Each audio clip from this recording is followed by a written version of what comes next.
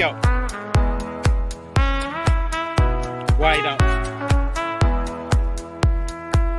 Hey. Wide out.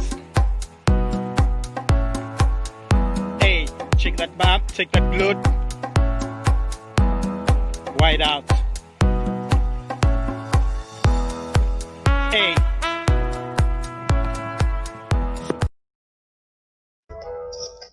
Hi Stan, sorry. It took a long time to get this. Hey Chris, that's all right, that's all right. Let's give you some time to catch you. Wide out. But Ellie Baker here doing some drills. Power. This was post-recovery, rather post-injury recovery sessions. These ones were. Wide out. Power. Shuff. Pull and pull, pull and pull, pull and pull. A. A.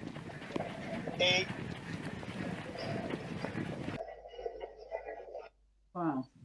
You probably know Ellie Baker, the 800-meter runner, and Yeah. That's how they're doing some recovery work, neuromechanical work post-injury.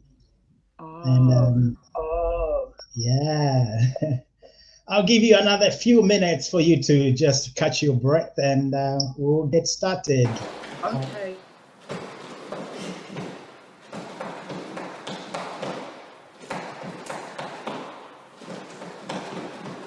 Yeah. Cool. Cool. Cool.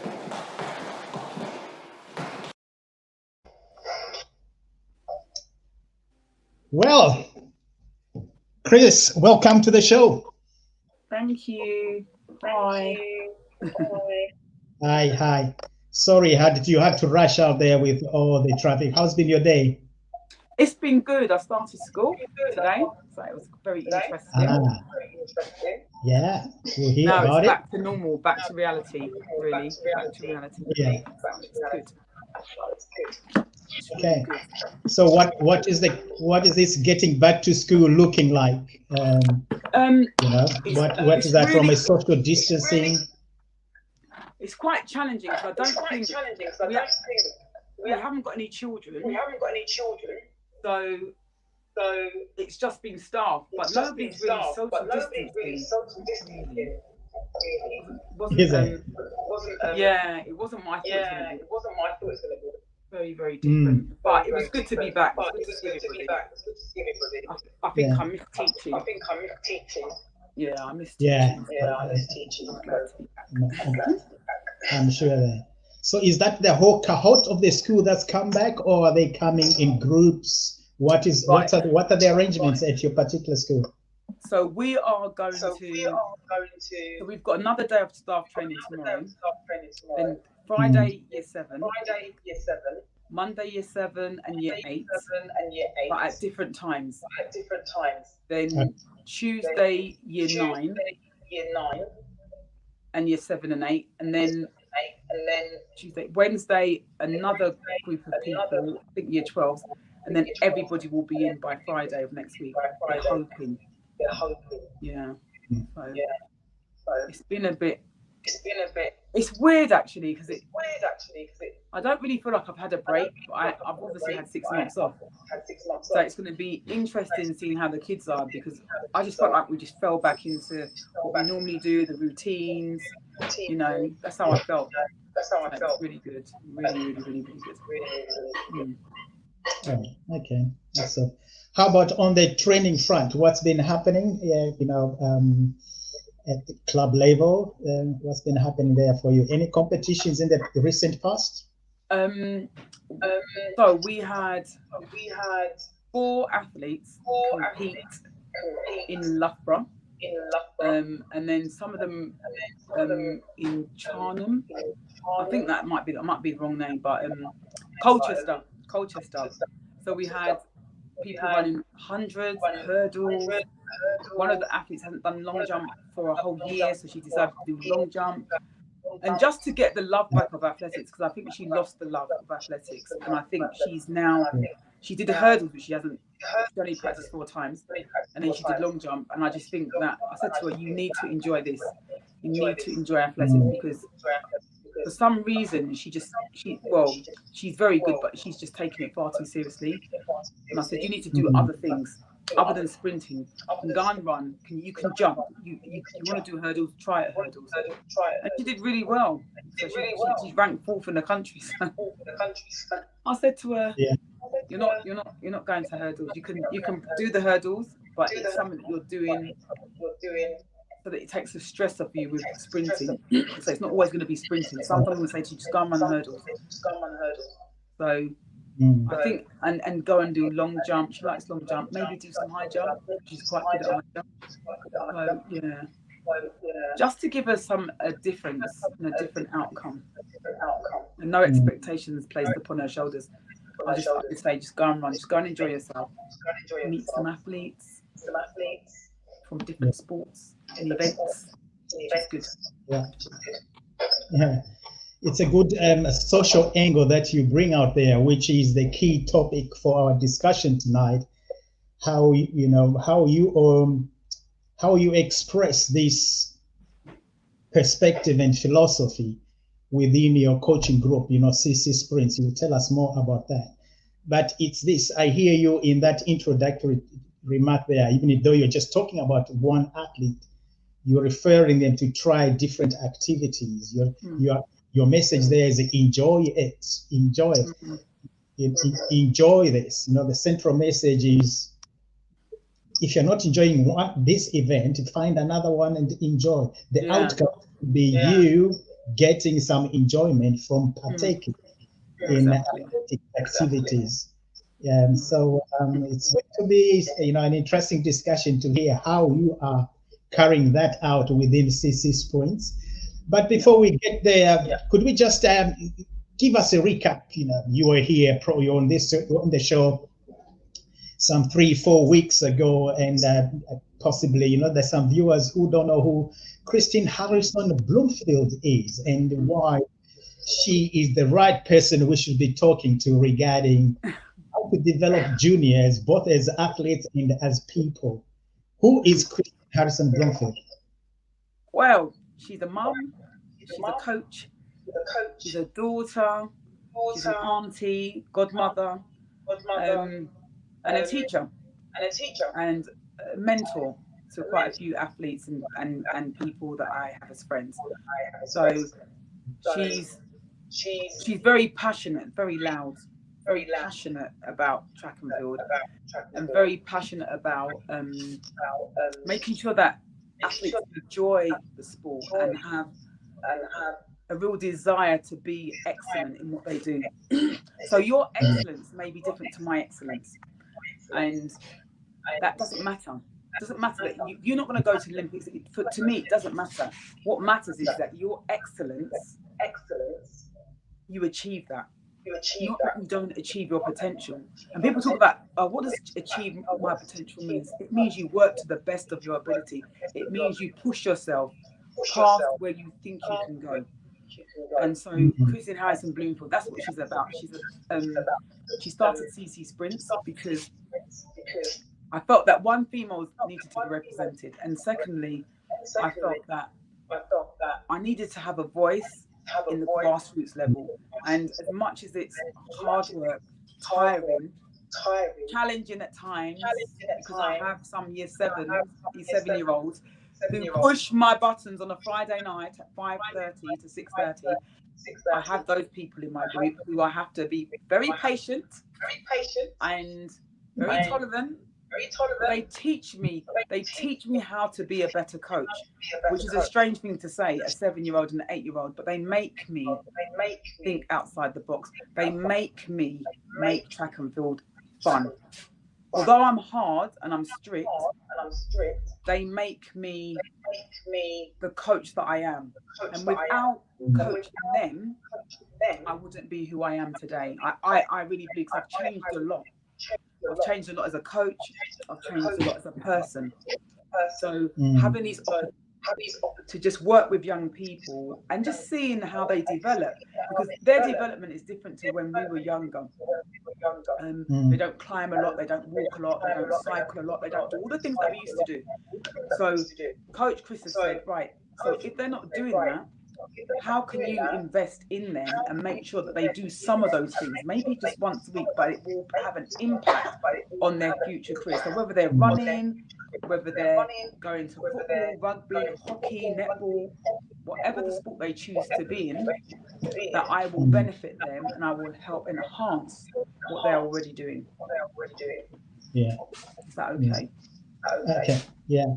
Well, people might be wondering and asking, Stan, I can't hear you. why this broad scope that you have and this passion, to coach juniors and to follow an individual's potential to reach their excellence, whatever that looks like for individuals. How did you arrive at this passion and this desire to do that? Tell us about your own athletics journey, and how much of that is impacted on your style and your philosophy of your coaching. Well, I trained for one coach, and he was good, but I think he could have been better, and I think he wasn't. I was just a young person to him. He didn't really invest as much time in me as he did in some of the older ones, some of the ones who were going to English schools and things like that. So going on my journey, I saw how coaches treated me. I saw how they coached me, and I've watched how other people have coached young people and how whether they've worked well with them or not. I've watched and I've talked to people. You've been an influencer, as I've said before, and I've watched how coaches interact and engage with children, and I just felt that my journey could have been a much better journey, and I felt that I could have achieved far more had I had a better coach earlier on, and a coach who had an understanding of track and field and who had an understanding that this is fun. Yeah, if you want to run for Great Britain, Christine, then there are certain things you need to do. I didn't have that, and I didn't have anybody that believed in me. So whether I believe in you or not, whether I think you're going to make it to Great Britain or not, know that I believe in you. And so I've changed the way I am with my children. I give them the opportunity to express themselves and to move forwards in a positive light. So sometimes when I had an athlete and he said, I want to run for Great Britain. I want to be a sprinter. This is what I'm going to do, and I'm not going to do anything else. I said, you're too young. I said, you know what? Track and field is about fun. So we're going to do some plyometrics, and you don't even know what that word means. So we're going to do some jumping. That's what we're going to do. We're going to do some hopping, some skipping, some jumping off of 1 foot, jumping off 2 feet. And so you change. You might not use the word plyometrics, but you'll use jumping and hopping and skipping, and that entices them in. Because I say, right, how far can you jump over the hurdle? Okay, how far can you go into the sandpit? So children like challenge. Everything's about a challenge. So give them a challenge, make it fun. They will do anything for you. If you make it too serious, then they're not going to enjoy it. They're not going to last very long in the sport, and we want them to last in the sport. So my philosophy is get them young, coach them in the correct technique, the correct posture. Do it in a fun way. So you do the technique, then have a bit of fun. Do some more technique, then have a bit of fun. And my philosophy is with CC Sprint, I set CC Sprints up because, as you know from the last podcast that we did, I was raised in a children's home. So because I was raised in a children's home, family is important to me. And my athletic family is huge. It takes a village. Somebody told me, one of the coaches that I know, he said to me, it takes a village to raise a child. It takes a village to raise an athlete. So you may see one coach, but you don't know how many people are helping that one coach to allow that child to aspire and achieve their potential? So I believe it's family. So CC Sprints is about family. When you come into CC Sprints, you come into a family, and we nurture and look after one another. Yeah. That will enable the kids to want to come back. So you're drawing the children in because you're making it enjoyable, you're making it fun, but also they're coming into a family. They may have their own family at home, that's fine. But we are a family. We encourage, we nurture, and we make sure that everybody's welcomed. And that's one of the things. And I haven't said you need to make sure that everybody is being good, talking to everybody. I'm not like that. But they naturally are welcoming to other people. So when we had a girl come into our group about 2 weeks ago. Now, she came into the group, she didn't know anybody, she was scared, she was timid. And my group just embraced her. When she was running, they were shouting for her, they were encouraging her. And I was like, wow. And a couple of months ago, another parent said to me, your group is so encouraging. They went from the top of the track in Lee Valley, they went all the way down to the entrance. They got the girl and they brought her upstairs and they welcomed her into the group. I didn't tell them to do that. That's what I think I instill in them, that we are a family, we are going to help each other. It doesn't matter how good you are, it doesn't matter whether you're at the top of the pile or at the bottom of the pile, you are all important in CC Sprints. And that's what the one philosophy I will say. I coach elite athletes. The elite athletes train with some of the grassroots athletes. You say, why are you doing that, Christine? Because one, you need to keep their feet grounded. Coaches, keep your elite athletes' feet grounded. Make them know that they are no more important than your youngest athlete in your group. Because if you do that, then they will work and they will continue to strive for excellence. If you just put them on a pedestal and you don't allow them to feed back into the youngsters, then they're not going to grow as people. They're not going to grow because they're going to just think that they've made it. They don't need to. And one of the things my elite ones do, that they help the younger ones. What Lavia does is she gave them a nutritional talk. So she brought all the foods in.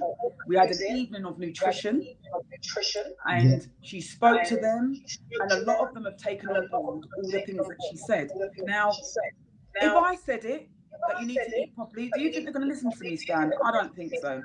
But somebody who looks like them, who dies like them on the track, who is vomiting like them, who's got lactic acid, trust me, they will go to them and they will listen to them. And it's so important that you make sure that your athletes impart the knowledge that they have to the younger generation, because that's how we're going to grow. That is how we're going to improve. And as a coach, that's why I move forward, because my younger ones challenge me and my older ones challenge me, and I can't be complacent. I can't. I think it's a wonderful point you raise there, and a great practice that you have instituted in CC Sprints, where your elite athletes are working together with the juniors, because something else that happens there is that will draw us onto the learning process. One of the learning processes, or one of the contributors to learning and acquiring knowledge, is reflection. I can see an elite athlete reflecting on their own training and on their own practice as they work with the junior athlete, the grassroots athlete, because it's causing them to think through things that they're trying to make this young athlete or this green raw athlete do.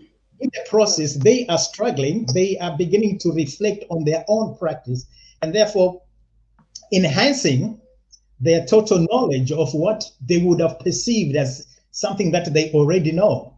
Yeah. So I think it is absolutely a wonderful strategy for both. It's a win-win, where the elite athlete is reflecting on what they know, and the junior athlete is acquiring new insights, from hello, this is the peer that they look for, they look See? So everything they say goes, usually. Yeah, it's true. It's true. But also, it's also the parents, because the parents, it's funny because they ask me questions, and sometimes I think it's so important for them to hear about somebody who's been on the journey and who's had disappointments, because I've had elite athletes who've had disappointments and who have found track and field very challenging and very cutthroat.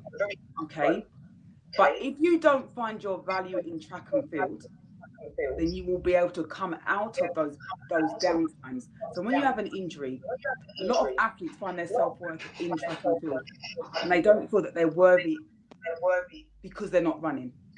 And I have athletes now who, I'm not valuable, you're not interested in me, you don't care about me. I hear people saying that all the time. And so what I say to my group is, no, you're all important because you're a reflection of me. So if I don't look after you, I'm a bad coach. So whether you're injured or you're running, you're as important. Because what you've got to do is you've got to instill some kind of loyalty. One, loyalty. Secondly, you've got to instill some commitment to them, because I don't only want to look after them when they're high, when they're running well, when they're doing, and everybody's talking about them. Well, what about when they're not doing well? So it's very easy as a coach to run to the person who's doing really well and do everything for them, and then forget the others. But one of the things that this has taught me, especially with the grassroots young people, is it's taught me that every person is valuable, and I believe that anyway, because I think in my career I felt that my coach was a bit biased towards one of the athletes, and I promised myself that I would make sure that every athlete felt valued, but they didn't find their self-worth in track and field. So in CC Sprints we talk about the education. Dan, education is the key. Whether you are going to make it to Olympic champion, or whether you're just going to be an English schools champion, it doesn't matter. Education is the key to success, and it teaches you discipline, it teaches you organization, it teaches you communication. Okay, these are skills that you need to acquire as an athlete. Discipline. If you can't do your GCSEs, you can't do your SATs, or you can't apply yourself to something, how are you going to apply yourself to track and field? If you've got no discipline in your life outside of track and field, how are you going to be disciplined in track and field? And people don't realize how significant an impact this has upon the person's development through track and field. If you watch somebody who was really good as a junior, how did they apply themselves in their GCSEs? What were they doing in their A-levels? What were they doing in their degree? Or if they didn't do A-levels in a degree, what were they doing in their apprenticeship? What are they doing in work? Are they on time? Right, track and field teaches you punctuality. You can't just turn up whenever you want to. It teaches you discipline. So every time I ask you to drive your arms, you drive your arms. Why? Because it propels you down the track. Why? Why would you not use your arms? Okay, so you're teaching them different skill sets that they will need for life. So CC Sprints is about teaching you life skills. It's not just about running. Like some people are in my group and they just want to go to the Olympic Games. That's their desire. Okay, I will push those people forward. However, if you are not doing well academically, please don't come to CC Sprints, because CC Sprints is not going to welcome you, because CC Sprints wants people who are going to push themselves. We're not all going to get degrees, we're not all going to do A-levels, but what we can do, as I said before, is we can be the best version of ourselves we can be. So if that is that you're going to go out to work and you're going to work in McDonald's, then be the best worker in McDonald's. Why not? Be disciplined. Yeah. You can work your way up that organization to managerial positions. There's so many avenues that you can go down if you apply yourself. And as a coach, I feel that it's my duty to make sure that these children achieve what they need to achieve academically. Because if they're not behaving at school, sometimes I talk to them. We talk about their behavior. I talk about how you treat me as a coach, and how you need to treat your teachers exactly the same way. How you need to talk to your parents. So some, you get teenagers, you know what they're like, Stan, and they're cheeky, very, very, very, very cheeky. Because my two, India and Ella, are very cheeky. So I know. So I say to them, would you talk to Coach Chris like that? No, you wouldn't. So why do you think you're going to talk to your parents like that? So I'm a big fan of being respectful of your parents. Your parents take you everywhere. They pay for you to do track and field. They pay for your books at school. They pay for your music lessons or your other clubs that you do. So why would you not be respectful to them? I know, because parents, we're meant to irritate you children. That's what our job is. We're meant to annoy you. That is our job. However, because of that, it does not mean you don't have respect for me. So I say to my kids, have respect. And have respect for your parents. And thank them. Every time you go to a competition, thank your parents that they brought you there. Every time that you have a success, thank your parents for doing what they do, for putting themselves out for you, for driving hundreds of miles just so that you can run 2 races in the rain, in the cold. So I think it's really, so these are some of the principles and philosophies that I have for CC Sprints. It's like, it is a holistic approach. It's not just, I'm not just a coach. I'm more than a coach. And I want to be more than a coach. And maybe people won't understand that, but I think it's important that I teach them this. Because if you teach them it will not go away from them. In the Bible, it says, you have to teach your children and be wise in what you do. And I know that not everybody's going to be a Christian, but be wise. And children, respect your parents. Have respect for your parents. Honor your parents, it says. And I believe that I have to honor the kids that I have, and I have to make sure that they honor their parents. So I covered so many things just now, but those are the things that are important to me and the key. And then we have parties. Christmas parties. Everybody brings their traditional food. So we've got Polish, we've got African, we've got Jamaican, we've got Indian, we've got English, we've got all different cultures, and they all bring their food at Christmas and on my birthday. Obviously, my birthday is more important. But anyway, on my birthday, and they bring their traditional food, and it is an amazing array of food. And all the kids play together. We have fun. We have a party for about 2.5 hours, and it's just connecting. And just seeing them in a different light. They see me dancing. I know some of you might think I can't dance, but anyway, they see me dancing and they have fun, and they see Coach Chris in a different light. So Coach Chris is strict on the track, but Coach Chris can also have fun. And I need them to see that, those different sides to me, because I am multifaceted. Yeah, it's a brilliant position there, and it's something that I fully subscribe to as a philosopher, as a coaching philosophy, because the role that coaches play is very critical in the character development of the athletes that they work with. Whether coaches realize that or not, but that has got impact. It might be direct impact, or it might be even the subliminal influence that is going. The athlete is unconsciously taking on what is being presented to them, either by word or by behavior or by attitude. Even they are imbibing all that into their character, and they choose that.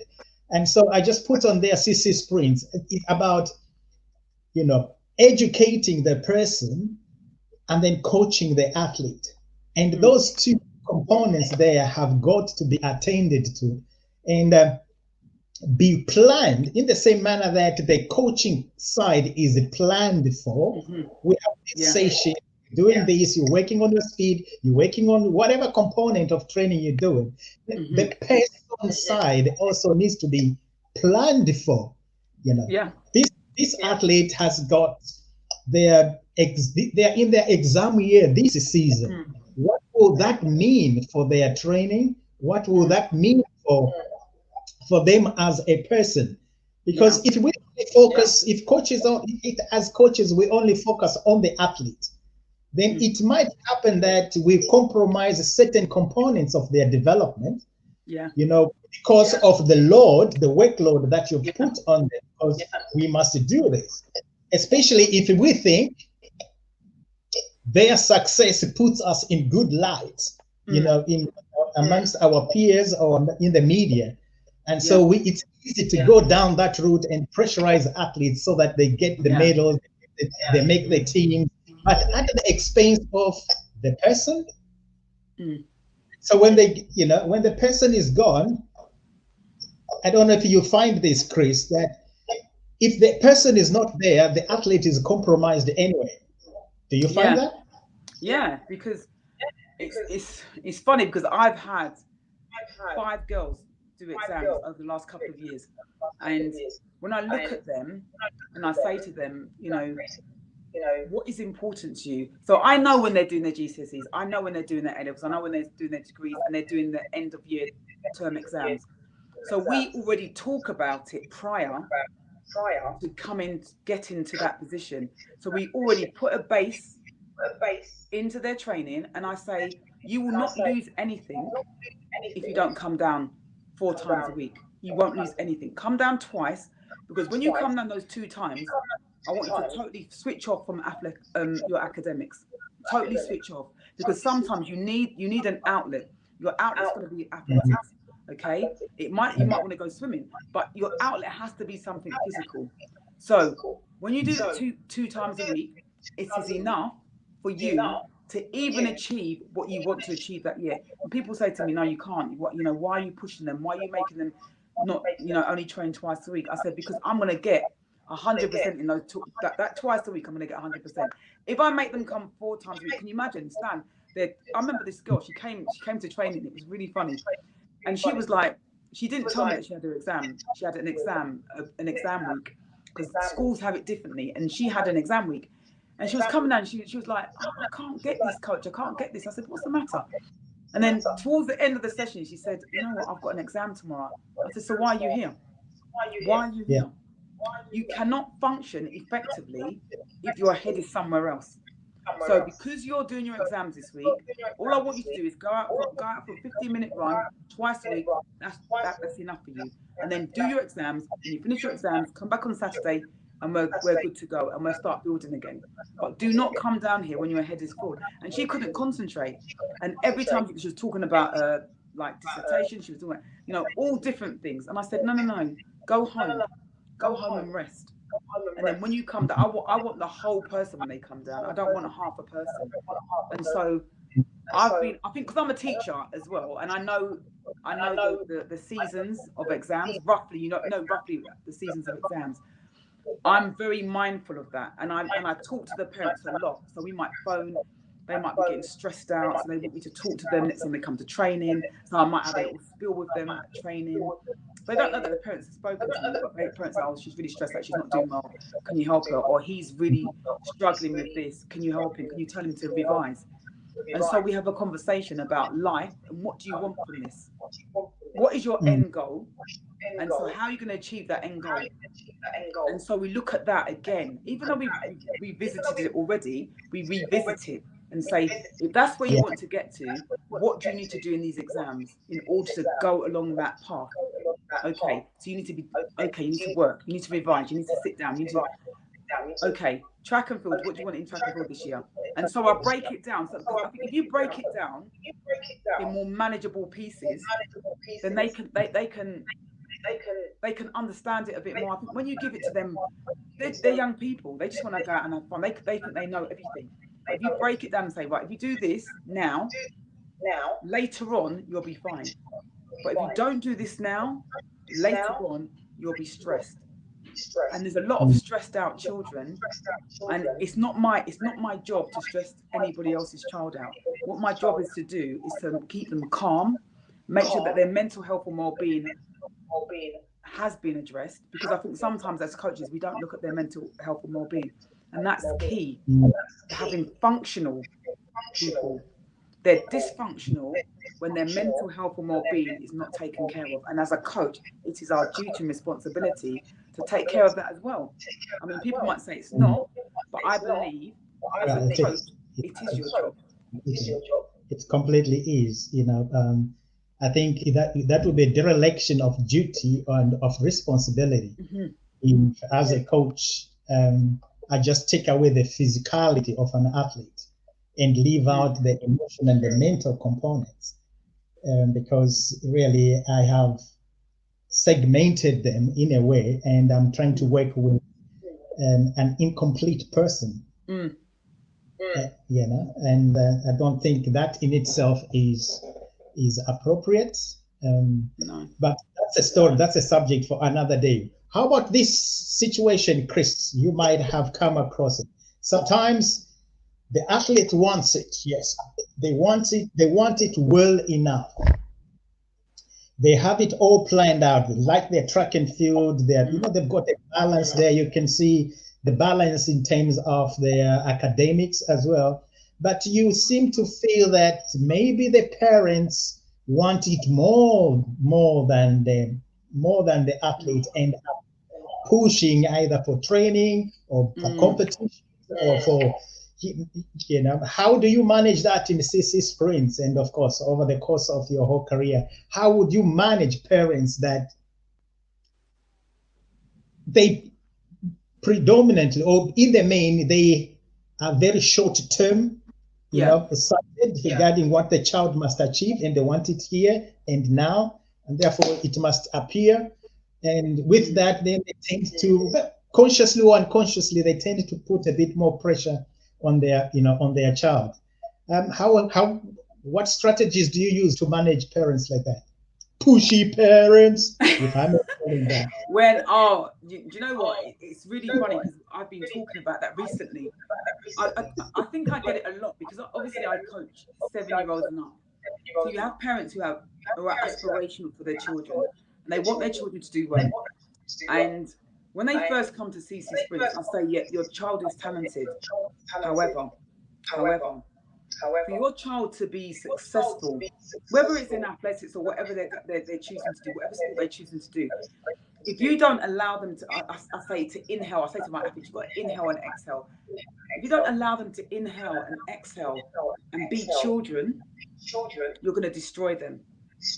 And you're going to destroy who they are as a person, who they are as an athlete, because you're living vicariously through your child. So what you have to try and do is say to yourself, okay, so what I say to the parents is, your child is going to compete, but when they're competing, I'm mummy, right, and dad and whatever, because when we go to the track and the competition, I'm in control. Now, one day I didn't say this, and the parents forgot. And these parents, oh, Christine, they need to be down, they need to be doing it, and he's got to run, and he's got to beat this, and he's got to do this. And they get so, you know, and I said, listen, I said, you're stressing me out. I'm not even your child. And you're stressing me out. I said, you know what you need to do? You need to go downstairs, sit down, have a drink, breathe, and then when your child is finished competing, you can come up and talk to them. And then I say to the parents, no, this is not good. Because what it does is it damages the child. I think it damages the child. And I think putting that expectation on them is far too serious. At that age, they need to just enjoy it. Stan, they need to come down, have fun. People say to me, you're always fun. I say that to Lavia. Track and field has to be fun, you know. I said, the reason, why do you think I coach? I coach because I love it. And I have fun. I have friends. We laugh and we joke. But when I'm serious, I'm serious. But there's a time and a place for everything. And I think what parents are looking at is this stardom, is this fame, is this fortune. Yeah? And okay, your child may well be the next Usain Bolt or the next Dina Asher. Fantastic. However, they have years before they get there. And in those years, it's about developing them as people. One, to learn how to lose and to be gracious in defeat. Yeah. When you win, be gracious when you win. Understand why you won. And when you win, you go and shake everybody's hands. Whether you run a PB or not, it's irrelevant. So I teach them the etiquette of sport. And I say to the parents, there are some parents who are just really horrible about other people's children. And I say, but they're somebody's child. You don't need to be bad-mouthing them. If they've beaten your child, well, on that day, they are better than your child. Whether they're better than your child is irrelevant. But on that day, when they beat your child, they were better. They don't need to have any one-to-one sessions, which is what a lot of parents are doing now. They're paying for one-to-one sessions. Right, my son or my daughter needs to do this. No. Do you know what your son and daughter needs to do? They need to learn to socialize. They need to learn to speak with people. They need to learn to communicate. That's what they need. They need to learn how to compete. They need to learn how to train, and they need to learn how to compete. There are processes that England athletics went through, like train to train, learn to train. You know, there are these different steps that you need to go through. And that's what children need to go to. And I try and talk to the parents about their child's development. I try and they say, oh, but Christine, I don't think they ran enough today. I think they need to run a bit more. I said, why? Why do they need to run a bit more? Do you know more than me? Okay, do you know your son or your daughter is 10? Right? They cannot do the session that Lavi did. Okay, so one parent decided that in his infinite wisdom to bring his son to my elite session. The son was about 8. The son couldn't cope with the session. And he goes, he needs to run with them. He needs to run with them. I said, why? I said, okay, then let him run with them. Now, what did he gain from that session? So sometimes I just let them do it. I said, what did he gain from the session? Absolutely nothing. Did he enjoy the session? No, he never. Did he achieve anything? No, he did not. So do you know what? He needs to be with his peers. He needs to have fun. And I say to the parents, F-U-N. The boy left my group because I said he needs to have fun. And we do relay runs. Because the kids, one thing about children, they love relay runs. So give them it. They like competing. The batons in their hand, they're running. They will run until the ends of the earth. They don't know how many meters they're running, but they're keeping them going and going and going. And they enjoy that. And that's what I say to the parents. They need to enjoy it. I said, if I wasn't enjoying coaching, trust me, I wouldn't be in coaching. I made a decision, you know, and this is what I use this with my parents. If I am not enjoying coaching my athletes, I need to quit. If your child is not enjoying doing athletics, they need to quit. Because they're a long time being old. They're very short being young. Allow them to be their age. If they're the fastest in the country, who cares? Really and truly, Stan, who cares? Because they're young. Let them develop. And that's why some parents, you know, find me really hard work because I'm saying, I'm not making them do that session, or I'm not making them do that. I said, did you not understand what I said? I am the coach. You be the parent, and I'll be the coach. I don't tell you how to parent, you don't tell me how to coach. And that's how I am. And sometimes I have to be quite ruthless. Because you have to, because Stan, if you don't, then what will happen is the child will never develop and they will never achieve their potential because you burnt them out before they're even ready to do the sessions. Let them enjoy it. Yeah. But parents don't agree with me. I know there are parents that, you know, in CC Sprints, they do tend to listen to me because I think some of them, they were pushy, and then they're realizing, okay, let me step back. And one of them read Jodie Williams, an article by Jodie Williams, and she came up to me, she goes, Christine, I understand now. I said, oh, thank you. So it took you to read that book to understand that Coach Christie's right. Okay, it's okay. As long as you know that I was right, it's fine. And so it's not that I think I'm right all the time, but when it comes to nurturing, because that's what you're doing from year 7 to their 20, you're nurturing. You still nurture, but you do nurture in a different way when they go in their 20s. But on that timeline, it's about nurturing and it's about encouraging and slowly move them through the ranks, slowly move them through the age groups. And I'm learning. I've learned so much about the age group competitions. My goodness. But I noticed that there people smile in the age groups. When they're younger, they smile and they laugh and they talk to each other and they have fun. As you go up, it changes. When you get to elite, it really changes. And you're like, wow. Some of my kids say, I can't believe they're like that. I thought they were so nice. I said, no, this is business now. This was fun. This is business. That's why you need to make sure that they enjoy it while they're going, while they're progressing upwards. Yeah, definitely. No, super top there, Christine. I tell you what, let me give you a break before we just close off here so that you have a water break, because I've got one question before you go away. Okay.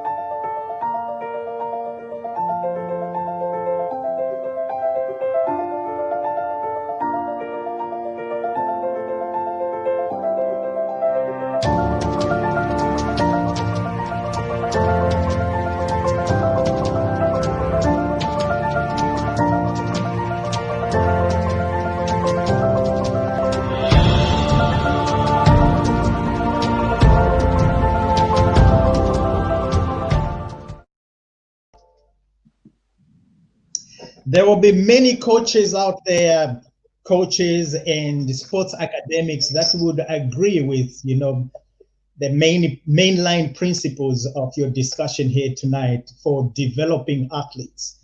The athletes are different. There are those that are developers, and there are those that are there for performance.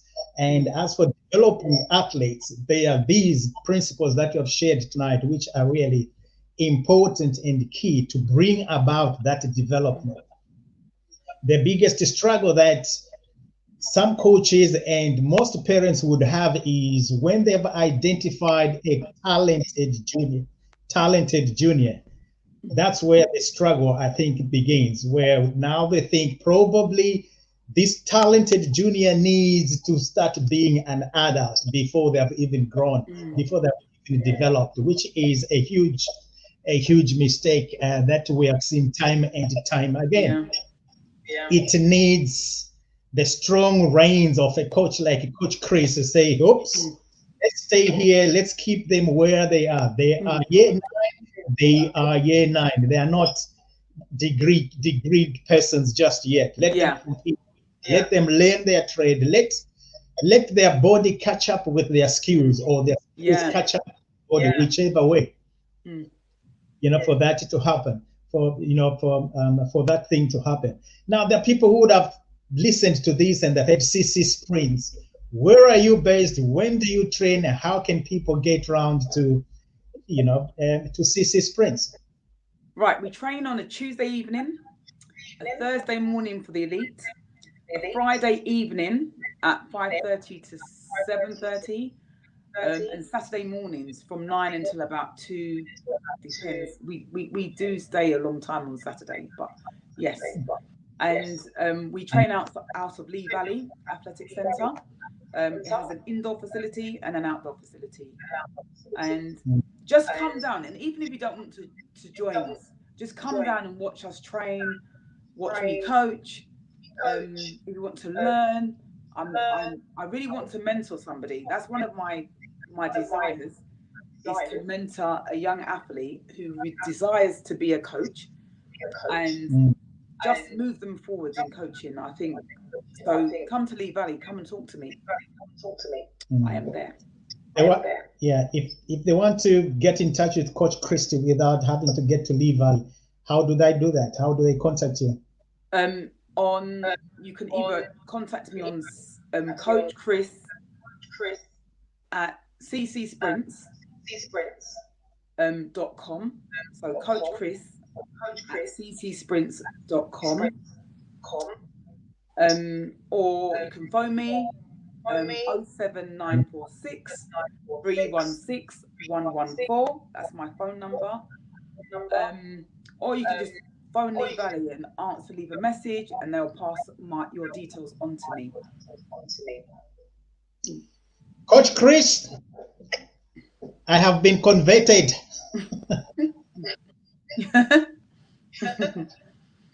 Listen, it's been a pleasure having you on the show again, and I'm sure we'll have another topic to invite on so that we can get all this passion and the wisdom and the experience that you have working with both developing athletes as well as performance athletes. And so from me, Chris, it's goodbye.